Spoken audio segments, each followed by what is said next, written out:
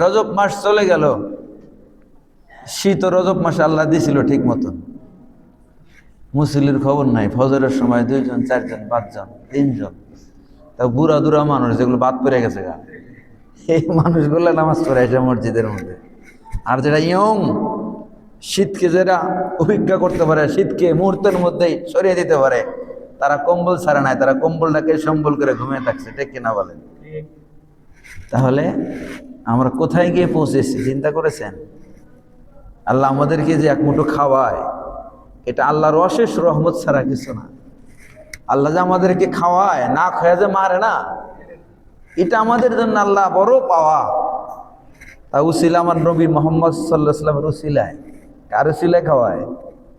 আমাদের নবী মোহাম্মদ সাল্লাল্লাহু আলাইহি সাল্লামের উসিলায় খাওয়ায়। বেটা, এই নবীর উম্মত হইয়া আমরা যে কত মাপ পাইছি, আমরা যে কতটা গর্ব করি, আমরা এটা বুঝতে পারি না।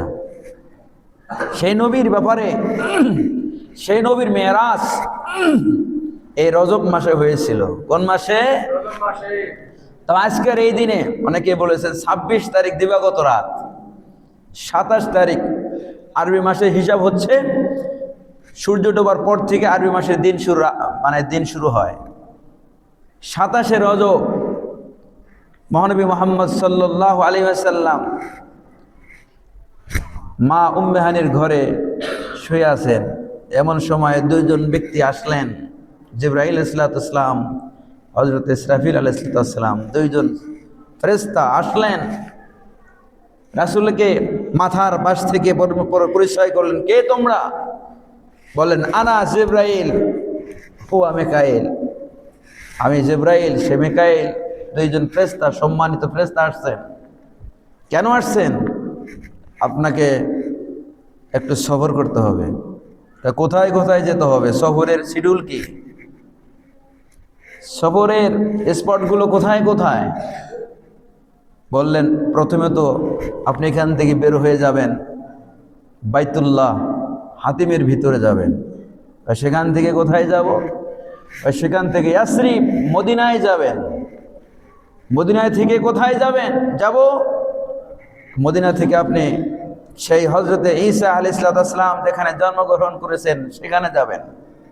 তারপরে স্টপ কোথায়? ওই যে এখানে হযরতে মুসা আলাইহিস সালাম কুয়ার কাছে গিয়ে গাভীকে, বকরিকে, মেষকে পানি পান করাইছিলেন, সেইখানে যাবেন। অর্থাৎ হযরতে শুআয়ব আলাইহিস সালামের বাড়িতে যাবেন। সেখান থেকে কোথায় যাব? সেখান থেকে আপনি যাবেন সেই বাইতুল মুকাদ্দাস, ফিলিস্তিন, আমাদের প্রথম কিবলা, সেখানে যাবেন। সেখান থেকে কোথায় যাবেন? সেইখান থেকে আপনি সরাসরি প্রথম আসমানে যাবেন, এরপরে দ্বিতীয় আসমান, এরপরে তৃতীয় আসমান, এরপরে চতুর্থ আসমান, এরপরে পঞ্চম আসমান, এরপরে ষষ্ঠ, সপ্তম, সিদরাতুল মুনতাহা ভেদ করে আরশ আজিম আপনি চলে যাবেন। সুবহানাল্লাহি ওয়া বিহামদিহি। আল্লাহ রাসূল সাল্লাল্লাহু আলাইহি সাল্লামের ভয় কেটে গেল। কোনো ভয় নাই, নির্ভয়ে তিনি সেই ফেরেশতাদের মাধ্যমে 2 জন, 2 পাশে 2 ফেরেশতা বিশ্বনবী মুহাম্মদ সাল্লাল্লাহু আলাইহি সাল্লামকে ধরে নিয়ে আসলেন। আসার পরে সেই বাইতুল্লাহর ঘরে হাতিমে তাকে শোয়ানো হলো। তার সামনে স্বর্ণের বল ভর্তি পানি আনা হলো। এটা দুনিয়ার কোনো সাধারণ পানি না। এবং কিছু অস্ত্রপাতি আল্লাহ রাব্বুল আলামিন ফেরেশতার মাধ্যমে সেই অস্ত্রপাতি দিয়ে রাসূল সাল্লাল্লাহু আলাইহি সাল্লামের সেই হলকম থেকে শুরু করে একেবারে পেট বরাবর তাকে ফাড়লেন। আল্লাহ রাসূল সাল্লাল্লাহু আলাইহি সাল্লাম বলেন, আমার ভিতর থেকে হাড় কলিজাগুলো বের করে সেই বলের মধ্যে রাখলেন। সে পানির, যে জমজমের পানি, আবে জমজম বলা হয়েছে, অথবা বলা হয়েছে সেই জান্নাতের সেই নহরের পানি দিয়ে রাসূল সাল্লাল্লাহু আলাইহি সাল্লামের হার্টকে সুন্দর করে পরিষ্কার করলেন। রাসূল বলেন, আমাকে অজ্ঞান করা হয় নাই, আমি স্বচক্ষে দেখলাম, কিন্তু আমার হার্ট, আমার ওপেন হার্ট সার্জারি করেছে, আমার চামড়া কেটেছে, কিন্তু আমি বিন্দু পরিমাণ দুঃখ পাই নাই, ব্যথা পাই নাই, কষ্ট পাই নাই। সুবহানাল্লাহ বলবেন না? আমি কোনো ব্যথা পাই নাই, কোনো কষ্ট পাই নাই, আমি নিজ চোখে দেখেছি, অনুভব করেছি। আমার কলিজা বের করে সেই বলের মধ্যে রাখা হলো, আর সেই বল থেকে সেই পানি দিয়ে আমার কলিজাকে সুন্দর করে ধৌত করা হলো, শোধিত করা হলো। এরপরে সেই শোধিত হৃদয়, সেই কলব, সেই আত্মা, সেই রূহ আমার সেই পাঁজরের ভিতরে ঢুকিয়ে দিয়ে আবার সুন্দর করে সেই দুই পাঁজরটাকে একেবারে ভেদ করে লাগিয়ে দিল, সুন্দর করে লাগিয়ে দিল। এরপরে আল্লাহ রাসূল সাল্লাল্লাহু আলাইহি সাল্লাম উঠে দাঁড়ালেন। ফেরেশতারা বললেন, ইয়া রাসূলুল্লাহ, এটা এমন একটা জায়গা, পবিত্র জায়গা, এই জায়গায় আপনি 2 রাকাত নামাজ পড়েন। শুকরাতান রাসূল সাল্লাল্লাহু আলাইহি সাল্লাম সেখানে 2 রাকাত নামাজ পড়লেন। সেই জন্য এখন হাজী সাহেবরা দেখবেন সে হাতিমে গিয়ে 2 রাকাত নামাজ পড়ে, ঠিক না? যারা হজ করতে গিয়েছেন পরে কি পড়ে না? ওখানে গিয়ে 2 রাকাত নামাজ পড়ে। বন্ধুরা আমার, এইভাবে আস্তে আস্তে বোরাককে উপস্থাপন করা হলো। বোরাক এমন একটা বোরাক, ঘোড়ার মতো দেখা যায়, তার পিঠে 2টি পাখা আছে, চেহারাটা দেখতে ঘোড়ার মতো, কিন্তু ঘোড়া না, বলা হয়েছে দুনাল বগল ফাওকাল হেমার, গাদার সে ছোট, খচ্চরের সে বড় একটা প্রাণী, যে প্রাণীটার গতি এত স্পিড, রাসূল সাল্লাল্লাহু আলাইহি সাল্লাম বলেন সেই প্রাণীটার দ্রুত গতি এমন ছিল বিদ্যুতের গতির মতো। তিনি যখন ছুটতেন, বিদ্যুতের গতি যেরকম, এখন বিজ্ঞান বের করেছে বিদ্যুতের পাওয়ার কতটুকু, গতি কতটুকু, 1,86,000 কিলোমিটার বেগ বিদ্যুতের গতি, 1,86,000 মাইল দ্রুত গতিতে চলতে পারে বিদ্যুতের গতি এতটুকু। সেই বোরাকের গতি এতটুকু ছিল। রাসূল সাল্লাল্লাহু আলাইহি সাল্লামের নামাজ শেষ হলো। জিবরাইল বললেন, ইয়া রাসূলুল্লাহ, ইয়া হাবিবাল্লাহ, আপনি সে বোরাকের উপরে চড়েন। রাসূল উঠলেন। এরপরে তিনি ইয়াসরিব চলে গেলেন। ইয়াসরিব নামার পরে রাসূল তো মদিনা চেনে নাই, আগে দেখে নাই। রাসূল সাল্লাল্লাহু আলাইহি সাল্লাম মদিনায় গিয়ে বললেন, ও জিবরাইল, এটা কি আবার কয়টা হলো মদিনা? আজ থেকে 5 বছর পরে আপনি সেখানে মক্কা থেকে মদিনায় হিজরত করে আসবেন, সেটাই সেই জায়গা। এখানে আপনি ঘর বানাবেন, সেখানে মসজিদে নববী হবে, সেখানে আপনি রাজত্ব করবেন, মদিনার দায়িত্ব আপনার হাতে এসে যাবে, সেটা সেই জায়গা। এই জায়গার মধ্যে আপনি 2 রাকাত নামাজ পড়েন। রাসূল সাল্লাল্লাহু আলাইহি ওয়াসাল্লাম সেই মদিনায় গিয়ে 2 রাকাত নামাজ পড়লেন। নামাজ শেষ করার পরে রাসূল বললেন, এখন কোথায় যাব? জিবরাইল বললেন, ইয়া রাসূলুল্লাহ, আপনি বোরাকে চড়েন। বন্ধুরা আমার, বোরাকে চড়া হলো। রাসূল সাল্লাল্লাহু আলাইহি সাল্লাম বোরাকের মধ্যে চললেন। এরপরে বোরাক গিয়ে সেই তুর পাহাড়ে গিয়ে নেমে গেলেন, সেখানে গিয়ে থামলেন। রাসূল সাল্লাল্লাহু আলাইহি সাল্লাম জিজ্ঞাসা করলেন, ও জিবরাইল, এই জায়গাটার নাম কি? এটা কোন জায়গা? হযরত জিবরাইল বলতেছেন, ইয়া রাসূলুল্লাহ, ইয়া হাবিবাল্লাহ, এটা আপনার ভাইয়ের জায়গা, যেই ভাই এই পাহাড়ের মধ্যে অবতরণ করেছিল আল্লাহকে দেখার জন্য। সেই জায়গাটার নাম হলো তুর পাহাড়, কোহে তুর। কোন পাহাড়? তুর পাহাড়। যেই পাহাড়ে মুসাকে বলা হলো, মুসা ফাখলানা আলাইক, এই পাহাড়ে উঠতে গেলে তোমার জুতা খুলে ওঠো। আর রাসূল সাল্লাল্লাহু আলাইহি সাল্লাম সেখানে গেছেন জুতা নিয়ে। সুবহানাল্লাহ বলেন। রাসূল কি নিয়ে গেছেন? রাসূল সাল্লাল্লাহু আলাইহি সাল্লাম সেখানে গিয়ে দেখলেন, সেই পাহাড় পরিদর্শন করলেন, দেখলেন সেই পাহাড়ের মাটিগুলো একেবারে সুরমার মতো, ছায়ের মতো, একেবারে ঝুরা ঝুরা তুলার মতো, বালুর মতো হয়ে গেছে। রাসূল সাল্লাল্লাহু আলাইহি সাল্লাম জিজ্ঞাসা করলেন, ও জিবরাইল, এই পাহাড়ের মাটিগুলো এই রঙের কেন? জিবরাইল বলতেছে, ইয়া রাসূলুল্লাহ, ইয়া হাবিবাল্লাহ, এটা হলো সেই পাহাড় যেই পাহাড়ে আপনার ভাই মুসা আল্লাহকে দেখার জন্য ইচ্ছা করেছিল। আল্লাহর সাথে কথা বলতে বলতে এমন গভীরতা প্রকাশ পেয়েছে, এমন গভীরতা, তাদের মধ্যে প্রেম ভালোবাসা হয়ে গেছে। মুসা বলতেছে, ইয়া রাসূল, ইয়া আল্লাহ, এইভাবে আর কতদিন কথা বলবো? আপনাকে না দেখলে তো মন মানে না। সুবহানাল্লাহ বলবেন না? আমি আপনাকে এক নজর দেখতে চাই। আল্লাহ বললেন, লান তারানি, ও মুসা, তুমি আমাকে দেখতে পারবে না। এই চর্মচক্ষে আমাকে দেখা যায় না, অনুভব করা যায়, ঠিক কিনা? আল্লাহকে কি করা যায়? আল্লাহকে অনুভব করা যায়, কিন্তু আল্লাহকে দেখা যায় না। মুসা বললেন, আমি মানি না সেটা, আমি দেখবই আপনাকে। আল্লাহ বললেন, ও মুসা, তাহলে তুমি প্রস্তুত থাকো, রেডি থাকো, অমুক সময় অমুক জায়গায় আমার সাথে তোমার সাক্ষাৎ হবে। আল্লাহ রাব্বুল আলামিনের কথা মতো হযরতে মুসা সেই তুর পাহাড়ের কাছে গেলেন। যাওয়ার পরে আল্লাহ বললেন, তোমার জুতা খোলো। জুতা খোলা হলো।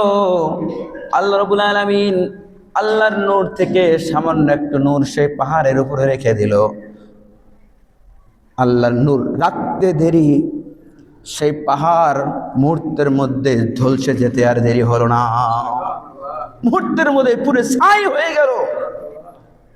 এই নূর দেখে হযরতে মুসা আলাইহিস সালাতু ওয়াস সালাম তিনি সেন্সলেস হয়ে গেলেন, একেবারে অজ্ঞান হয়ে পড়ে রইলেন। একদিন নয়, 2 দিন নয়, কিতাবের মধ্যে আসে তিনি 40 দিন পর্যন্ত অজ্ঞান হয়ে পড়ে আছিলেন। সে আল্লাহকে দেখা সম্ভব হয় নাই মুসার। জিবরাইল বললেন, ইয়া রাসূলুল্লাহ, ইয়া হাবিবাল্লাহ, এটা হলো সেই জায়গা যেই জায়গায় আপনার মুসা, আপনার ভাই মুসা আল্লাহকে দেখতে চেয়েছিলেন। আল্লাহ শুধুমাত্র কেবলমাত্র একটু নূর সেই পাহাড়ের মধ্যে রেখে দিয়েছিলেন। সে নূরের পাওয়ারের কারণে সেই পাহাড় ঝলসে গেছে। সেই ঝলসের পাওয়ার পাহাড় আজকের এই রূপ ধারণ করেছে। আজকে এই পাহাড়ের মাটিগুলো এমন দামি হয়ে গেছে। আল্লাহ নূর হওয়ার কারণে পাহাড়গুলো, পাহাড়ের মাটিগুলো একেবারে চকচক করে, জল জল করে, নূরে চকচক করে। হাদিসের মধ্যে আসছে, সেই পাহাড়ের ধুলা, সেই পাহাড়ের সুরমা যদি কোনো ব্যক্তি চোখের মধ্যে লাগায়, ওই চোখের মধ্যে আল্লাহ জ্যোতি বাড়িয়ে দেয়। সুবহানাল্লাহি ওয়া বিহামদিহি। সেই সুরমা, এখন সেই পাহাড় দামি হয়ে গেছে। আল্লাহ নূর সেখানে কি হয়েছে? মিশ্রিত হয়ে গেছে। সুবহানাল্লাহি ওয়া বিহামদিহি। হযরত জিবরাইল বললেন, ও রাসূলুল্লাহ, আল্লাহর নবী মুহাম্মদ, আপনি সেখানে 2 রাকাত নামাজ পড়েন। বন্ধুরা আমার, হযরতে মুহাম্মদ সাল্লাল্লাহু আলাইহি সাল্লাম শুকরাতান সেখানে 2 রাকাত নামাজ পড়লেন। কয় রাকাত নামাজ পড়লেন? 2 রাকাত নামাজ পড়লেন। এরপরে সেখান থেকে আবার বোরাকে চললেন। বোরাকে চড়ে হযরতে মুহাম্মদ সাল্লাল্লাহু আলাইহি সাল্লাম বাইতুল্লাহমে চলে গেলেন। সেখানে আবার বোরাক থামলো। রাসূল জিজ্ঞাসা করলেন, এখানে থামলেন কেন? কয়, সেটা হলো সেই জায়গা বাইতুল্লাহম, যেই জায়গার মধ্যে আপনার ঈসা জন্মগ্রহণ করেছে। বাইতুল্লাহম, এই জায়গায় হযরত ঈসা আলাইহিস সালাম জন্মগ্রহণ করেছেন। এই জায়গায় নামেন, একটু দেখেন, কারণ শিক্ষা সফর তো। এটা কিসের সফর বলেন? কি সফর এটা?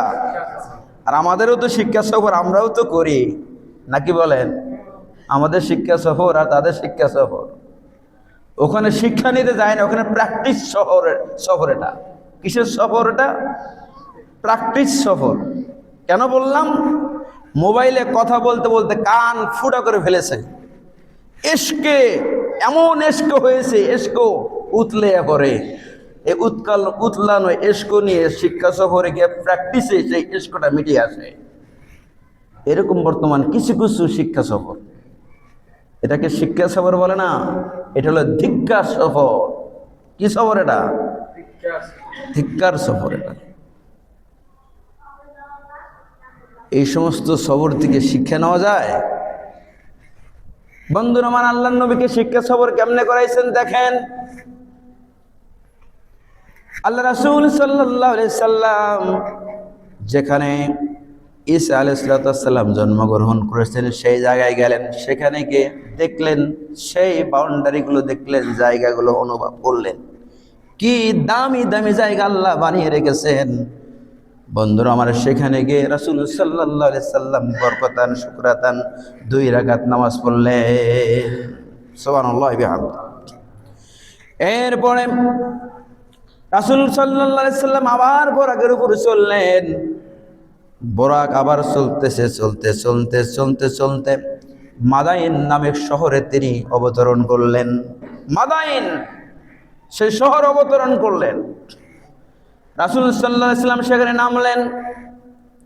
জিবরাইলকে জিজ্ঞাসা করলেন, ও জিবরাইল, এই জায়গাটার নাম কি? এটা কোন জায়গা?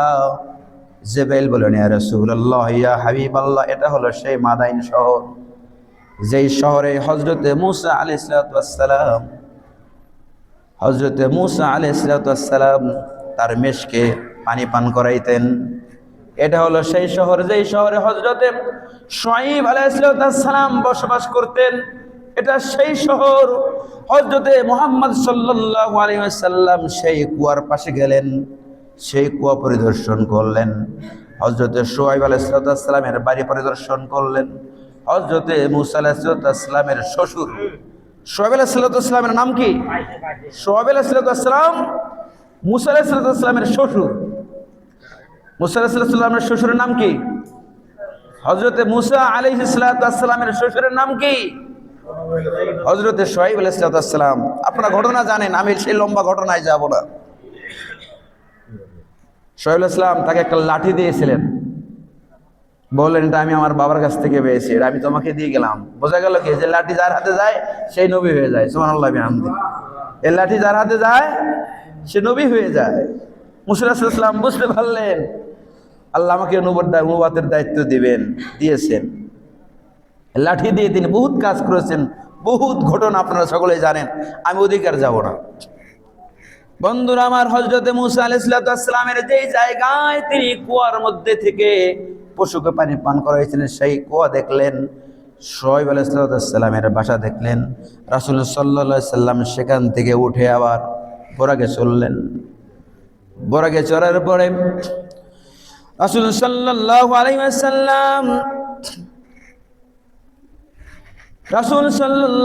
ওয়াসাল্লাম আবার সেই বোরাকে চড়ে, বোরাক আবার চলতে সেই মুকাদ্দাস ফিলিস্তিনে চলে গেলেন। সেই ফিলিস্তিনে যাওয়ার পরে রাসূল সাল্লাল্লাহু আলাইহি সাল্লাম সেই বোরাক থেকে নামলেন। জিবরাইল আলাইহিস সালাম সেই বোরাক কি করলেন? রশি দিয়ে খুঁটির সাথে বাঁধলেন। কোথায় গিয়ে বাঁধলেন? সেই বাইতুল মুকাদ্দাস মসজিদে ঢোকার পূর্বে একটা খুঁটির মধ্যে সে বোরাককে বেঁধে রাখলেন। এই বেঁধে রাখার পিছনে একটা কারণ আছে, কারণটা শুনবেন একটু সময়, 1-1.5 মিনিট। বন্ধুরা আমার, দেখেন, রাসূলকে আল্লাহ শিক্ষা সফরে নিচ্ছেন। কোন সফরে? ওস্তাদকে আল্লাহ তাকে শিক্ষাবেন। তার কাছে নেওয়ার পূর্বেই কিছু কিছু শিক্ষা দিচ্ছেন। এই যে ভ্রমণ করাটা, এটাও একটা সুন্নত, রাসূলের সুন্নত। এই গাধা যে বাঁধলেন, অর্থাৎ রব যে বাঁধলেন, বাঁধার পরে রাসূল জিজ্ঞাসা করলেন, কি ব্যাপার জিবরাইল, এখানে ঘোড়া বাঁধলে, এখানে রব বাঁধলে কারণটা কি? সে কি জান্নাতি একটা প্রাণী, এখান থেকে সে পালিয়ে যাবে? কয় না। চোরে নেবে? কয় না। তাহলে কেন বাঁধলেন? এটা আপনার জন্য শিক্ষা। সুবহানাল্লাহ বলবেন না? কেমন শিক্ষা? ইয়া রাসূলুল্লাহ, আপনি যখন সফর থেকে আবার নিজের দেশে চলে যাবেন, নিজের জন্মস্থানে চলে যাবেন, আল্লাহ আপনাকে কিছু উপঢৌকন দেবে, কিছু গিফট দেবে। এর মধ্যে একটা উপঢৌকন হলো আপনাকে 5 ওয়াক্ত নামাজ দেবে। আপনি যখন নামাজ পড়তে যাবেন, আপনার পিছনে অনেক দূর দূরান্ত থেকে সাহাবীরা নামাজ পড়তে আসবে। কেউ উট নিয়ে আসবে, কেউ ঘোড়া নিয়ে আসবে, কেউ উন্নত মানের যানবাহনে চড়ে আসবে। এখনকার কথা বলেন, কেউ প্লেন নিয়ে আসবে, কেউ মোটর সাইকেল নিয়ে আসবে, কেউ 4 চাক্কার গাড়ি নিয়ে আসবে, কেউ রিক্সা নিয়ে আসবে, কেউ ভ্যান নিয়ে নামাজ আসবে। আসবে কি আসবে না? নবী মুহাম্মদ সাল্লাল্লাহু আলাইহি সাল্লাম এইখানে চড়ে নেবে না, সেই রব রব পালিয়েও যাবে না। এটা আপনার উম্মতের জন্য শিক্ষা। যদি কোনো ব্যক্তি মসজিদে নামাজ পড়তে যায়, তার যানবাহনটা যেন সে তালা মেরে যায়। সুবহানাল্লাহ বলবেন না? এখন তালা মারতে হয় কি হয় না? যে চোরের যে প্রভাব, জুতা পর্যন্ত থাকে না। একটা মোটরসাইকেল যদি আপনি চাবি রেখে তালা না মেরে যদি রেখে আসেন, আমার মনে হয় এই মোটরসাইকেল নেওয়ার জন্য 10 জন চোর সিরিয়ালে ধরবে, আমি আগে নেব, আমি আগে নেব। কেউ পাহারা দেওয়ার জন্য সিরিয়াল দিবে না, চুরি করার জন্য সিরিয়াল দিবে। ঠিক কিনা বলেন? বন্ধুরা আমার, রব রব সেখান থেকে পালিয়ে যাবে না, এটা শিক্ষা বেঁধে রাখবেন। আপনার কোনো উম্মত যখন নামাজ পড়ার জন্য একটা উটে চড়ে আসবে, একটা ঘোড়ায় চড়ে আসবে, তখন ঘোড়াটা যেন বেঁধে রাখে। মোটরসাইকেল নিয়ে আসে, মোটরসাইকেলটা যেন তালা মেরে দেয়। সাইকেল নিয়ে আসলে সাইকেলে যেন তালা মেরে দেয়। জুতা নিয়ে আসলে জুতা যেন বক্সের মধ্যে রেখে নামাজ পড়ে।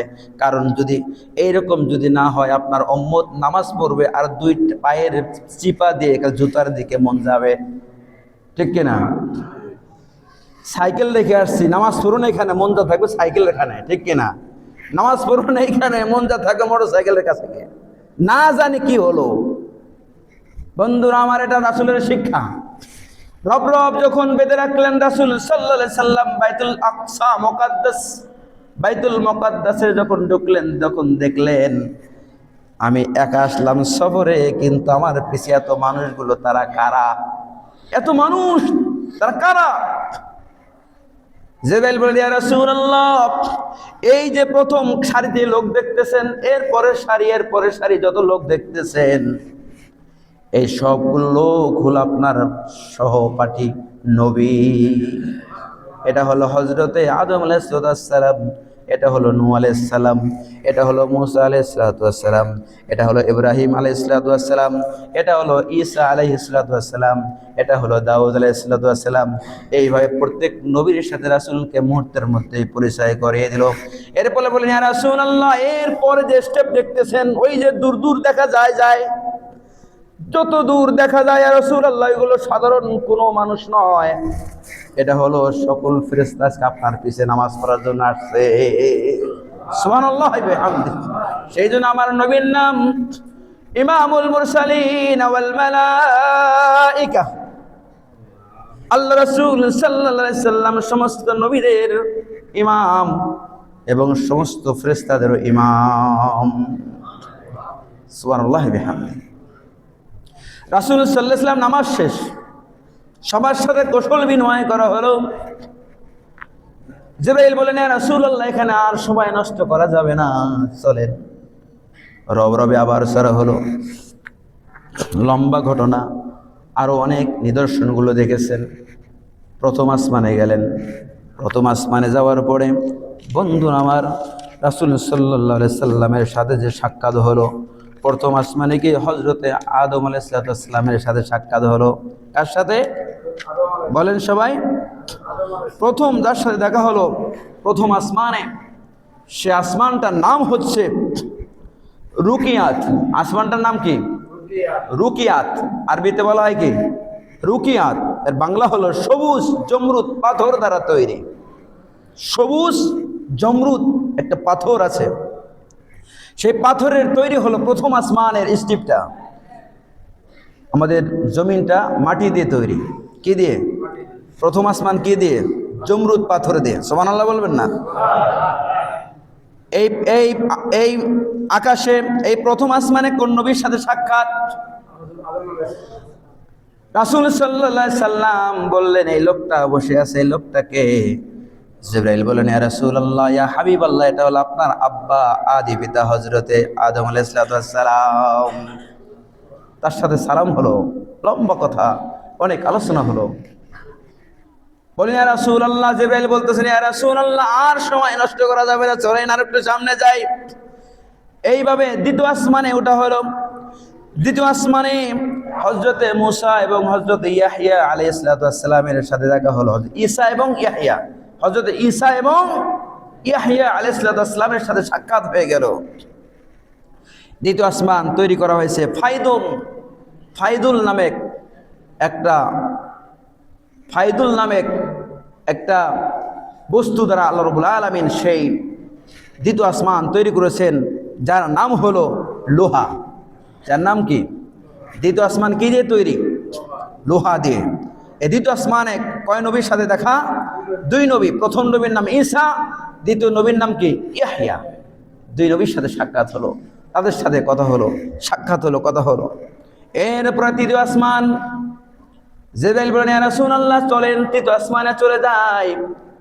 তৃতীয় আসমানে যখন গেলেন তখন আরো একজন নবীর সাথে দেখা হলো। সেই নবীর নাম হলো হযরত ইউসুফ আলাইহিস সালাম। হযরত ইউসুফ আলাইহিস সালামের চেহারা সবচাইতে সুন্দর ছিলেন। যত নবী আল্লাহ প্রেরণ করেছেন সমস্ত নবীর চাইতে হযরত ইউসুফ আলাইহিস সালামের চেহারা গঠন সবচাইতে সুন্দর ছিলেন। কিন্তু আমার নবীর মতো না। সুবহানাল্লাহ বলেন। আমাদের নবী মুহাম্মদ সাল্লাল্লাহু আলাইহি ওয়াসাল্লামের মতো না। অন্য নবী যা আছে সব নবীর চাইতে দামি সুন্দর চেহারা ছিল হযরতে ইউসুফ আলাইহিস সালামের চেহারা, যার চেহারা দেখে দেখে জুলেখার খাদেমারা হাত পর্যন্ত কেটে ফেলেছেন। হযরতে রাসূলুল্লাহ সাল্লামের একজন সাহাবী বলতেছেন, আমার নবীকে যদি ওই সময়কার মহিলারা দেখতো গলা কেটে ফেলতেন। সুবহানাল্লাহ বলবেন না? রাসূলের চেহারা যদি ওই সময়কার মহিলারা রাসূলের চেহারা দেখতেন, ওরা হাত কাটতেন না, ওরা ওদের গলা কেটে ফেলতেন। সুবহানাল্লাহ।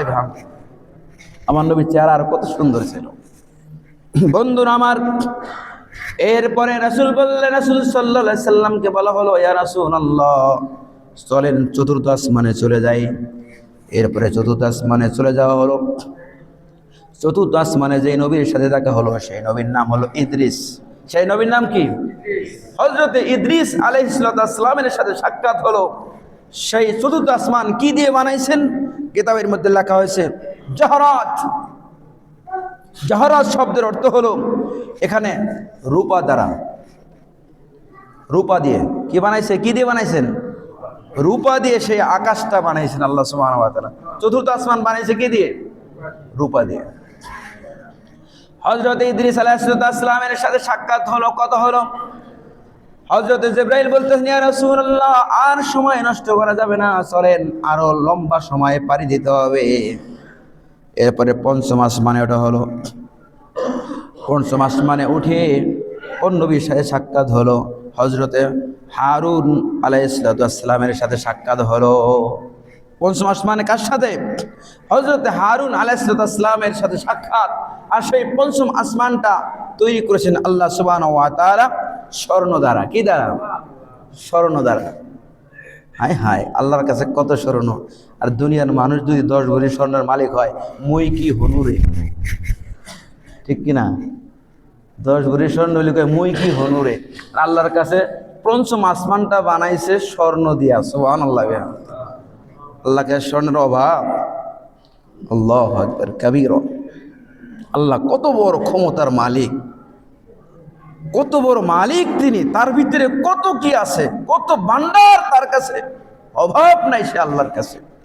সে আল্লাহর কাছে আমরা চাই না, চাই আমরা জাগাবে জাগাই গিয়া। চাইবো কার কাছে বলেন? বলেন কার কাছে চাইবো? সবাই বলেন। সন্তান চাবো কার কাছে? বলেন। রোগ থেকে মুক্তি চাবো কার কাছে? অভাবে বললে আল্লাহ চাইবো কার কাছে? মুসিবতে বললে মুসিবত থেকে চাইবো কার কাছে? যেগুলো মানুষ দিতে পারে, যেগুলো মানুষ, আপনার ক্ষুধা লাগছে, খাবারের দরকার, ভাই একটু আমার 1 লোকমা খাবার দিবেন, ভাই ভাই আমার একটা পাউরুটি কিনে দিবেন, এই চাওয়া কিন্তু আবার শিরক না। এই চাওয়া কিন্তু শিরক না। এই চাওয়া কি না? শিরক না। ভাই 1 গ্লাস পানি দিবেন, ভাই বহু দূর থেকে আসছি, গলাটা একবারে কাঠ হয়ে গেছে শুকায়, একটু পানি দিবেন ভাই 1 গ্লাস। এটা চাওয়া শিরক বলেন? এটা চাওয়া শিরক না। আপনি একজন টাকা ধার দরকার, ভাই আমাকে 5,000 টাকা হাওলাত দেন ভাই, এই চাওয়া, এটা কিন্তু আল্লাহ দিয়ে যাবে না। আল্লাহ আমার 5,000 টাকা দরকার, আপনি আমাকে এখন দেন, আল্লাহ দিয়ে যাবে না আপনাকে। সেই জন্য যেইগুলো মানুষ পূরণ করতে পারে সেগুলো চাওয়া যায়, আর যেগুলো মানুষ পূরণ করতে পারে না সেগুলো চাইতে হবে কার কাছে? ওগুলো মানুষের কাছে চাওয়া যাবে না। হায়াতের মালিককে? কোনো মানুষ আপনার হায়াত বাড়াইতে পারবে? মৃত্যুর মালিককে? কোন মানুষ আপনাকে বাঁচাইতে পারবে? সন্তান দেওয়ার মালিককে? কোন মানুষ আপনাকে সন্তান দিতে পারবে? এই অল্প কথাগুলো বুঝলেই আপনি মুমিন। এই মেজরিটি কথাগুলো যদি আপনি বোঝেন, আপনি সফল। শিরিক, অল্পতেই মানুষ শিরিক করে ফেলে, এগুলো থেকে বাঁচবেন। 5 নম্বর, পঞ্চম তালা কি দিয়ে তৈরি? মনে আছে তো ঘটনা? বন্ধুরা আমার, লম্বা কথা শর্ট করে বলি। 6 নম্বর যে আসমান আল্লাহ তাআলা তৈরি করেছেন মুক্তা দ্বারা। কি দ্বারা? মুক্তা দ্বারা তৈরি করেছেন। সেখানে হযরতে মূসা আলাইহিস সালামের সাক্ষাৎ। সপ্তম আসমানে কার সাথে সাক্ষাৎ হলো? মূসা আলাইহিস সালামের সাথে সাক্ষাৎ হলো। এখানে লম্বা ঘটনা আছে। আবার যখন রাসূলুল্লাহ যখন মিরাজ থেকে যখন ফিরে আসবেন, তার সাথে সাক্ষাৎ হবে, তখন বারবার তার সাথে কথোপকথন হবে। এটা কৌশল। মূসা আলাইহিস সালাম আল্লাহর নবীর সাথে কথা বলার জন্য বারবার একটা উসিলা খুঁজছে। রাসূল সাল্লাল্লাহু আলাইহি ওয়াসাল্লাম কথা বলে বারবার। দেখ লম্বা কথা। 7 নম্বর, আল্লাহ রাব্বুল আলামিন ইয়াকুত পাথর দ্বারা 7 নম্বর আসমানকে আল্লাহ বানাইছেন। সুবহানাল্লাহ। আজকে 7 নম্বর পর্যন্ত থাকলো। এরপরে আল্লাহ রাসূল জান্নাতে গিয়ে রাসূল আল্লাহর সাথে কি করলেন, এরপরে কি দেখলেন, জান্নাত জাহান্নামে কোন অবস্থায় দেখলেন, আল্লাহ